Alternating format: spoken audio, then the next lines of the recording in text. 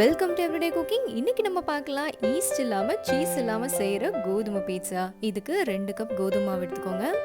இதில் அரை spoon baking powder, இது கூட ஆப்ஷனல் தான். பேக்கிங் பவுடர் போட்டிங்கன்னா நல்லா சாஃப்டாக வரும், அதுக்காக தான். இதோட 2 ஸ்பூன் நெய், 3 ஸ்பூன் தயிர். இதை இப்போ நல்லா கலந்து விட்டுக்கோங்க.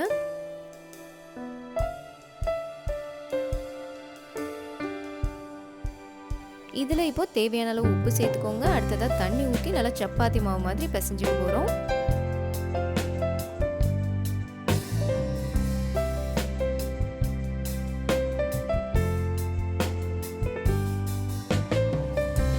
நல்லா அழுத்தி சாஃப்டாக பிசைஞ்சுக்கோங்க. இது ஒரு பக்கம் அப்படியே ஊறிட்டு இருக்கட்டும். அடுத்ததான் நம்ம சீஸ்க்கு வருவோம். ஒரு 1/2 லிட்டர் காய்க்காத பாலை 2 பாத்திரத்தில் பிரித்து ஊற்றுங்க. ஒன்று நல்லா காய்ச்சிட போகிறோம், நல்லா பொங்கட்டும்.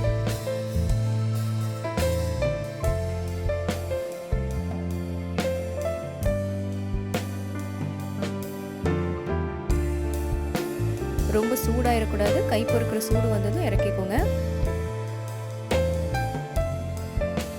இது இப்போ கை பொறுக்கிற அளவுக்கு சூடு இருக்குது. இறக்கி வச்சு ஒரு லெமனோட ஜூஸ் இதில் ஊற்றலாம். இந்த மாதிரி நல்லா திரிஞ்சிரும். இது நீங்கள் பால் கொதிச்சதுக்கப்புறம் ஊற்றுனீங்கன்னா பன்னீர் மாதிரி கெட்டியாயிடும். இந்த மாதிரி திரிச்சிங்கன்னா கொஞ்சம் எலாஸ்டிசிட்டி கிடைக்கும், அதுக்காக தான். நம்ம லெமனில் இருக்கிற புளிப்பு போகிறதுக்கு கொஞ்சம் தண்ணி ஊற்றி இதை அலசிட்டு நல்லா அரிச்சு எடுத்துக்கலாம்.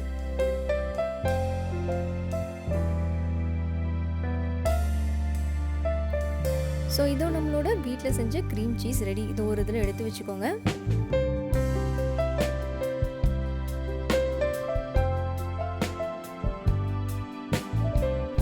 பாத்திரத்தில் கொஞ்சமாக நெய் விட்டுக்கோங்க. நெய் கொஞ்சம் சூடானதும் கொஞ்சமாக நறுக்கின பூண்டு, நறுக்கின வெங்காயம் சேர்த்துக்கோங்க. இதை நல்லா வதக்கிக்கலாம்.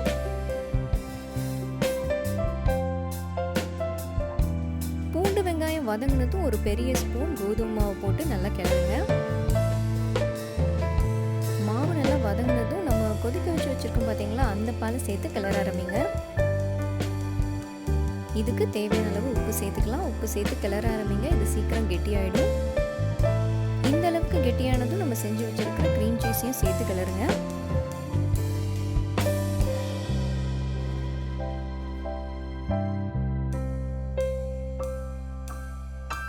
இதோ பீட்சாக்கான சீஸ் ரெடி. அடுத்ததான் மாவுக்கு வருவோம். இதை நல்லா பிசைஞ்சிட்டு 2ஆக பிரிச்சுக்கோங்க. கொஞ்சம் மாவு தூவிட்டு இதை உருட்டிக்கலாம். மாவை ரொம்ப மெல்லிசாக உருட்டிடாதீங்க, கொஞ்சம் திக்காகவே இருக்கட்டும். மாவை முடிஞ்சால் நல்லா ரவுண்டாக உருட்டுங்க, இல்லையா இந்த மாதிரி நல்லா ரவுண்டாக ஷேப் பண்ணிக்கோங்க.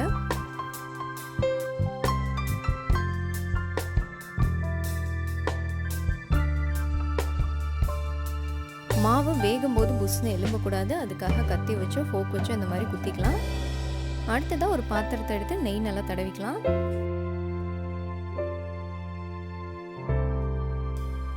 முதல்ல நம்ம கத்தி வச்சு குத்தினோம் பார்த்தீங்களா, அந்த பக்கத்தை வேக விட்டுடலாம். மூடி போட்டு லோ ஃப்ளேம்லேயே நல்லா பொறுமையாக குக் பண்ணுங்கள். வெந்ததும் அடுத்த பக்கம் திருப்புங்க.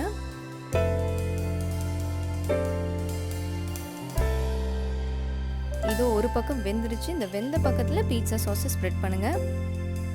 இந்த சாஸ் கூட வீட்டில் செஞ்சது தான். இந்த சாஸ் எப்படி செய்யணும் அப்படிங்கிறதுக்கான வீடியோ லிங்க் டிஸ்கிரிப்ஷனில் இருக்குது, வேணும்னா கிளிக் பண்ணிக்கோங்க.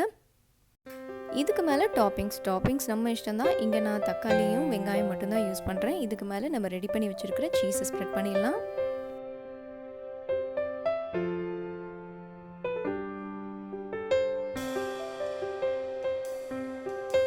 இதுக்கு மேலே வேணும்னா கூட நீங்கள் டாப்பிங்ஸ் ஆட் பண்ணிக்கலாம். இப்போ மூடி போட்டு லோ ஃப்ளேமில் குக் பண்ணுங்கள். க்ரஸ்ட் நல்லா கிறிஸ்பி ஆகட்டும், அப்போ தான் டேஸ்ட்டாக இருக்கும். ஒரு 2-3 நிமிஷம் லோ ஃப்ளேமில் அப்படியே குக் பண்ணிங்கன்னா நல்லா மொறுமொறுன்னு ஆகிடும். இதுக்கு மேலே ஆரிகானோவும் சில்லி ஃப்ளேக்ஸும் ஆட் பண்ணிக்கோங்க. இதோ நம்மளோட கோதுமை பேன் பீட்சா ரெடி.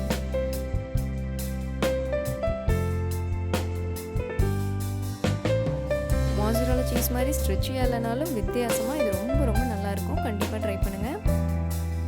இந்த ரெசிபி உங்களுக்கு பிடிச்சிருக்குன்னு நம்புகிறோம். வேறொரு இன்ட்ரெஸ்டிங்கான ரெசிபியோடு உங்களை சந்திக்கிறோம். மறக்காமல் எங்கள் சேனலுக்கு சப்ஸ்கிரைப் பண்ணுங்கள்.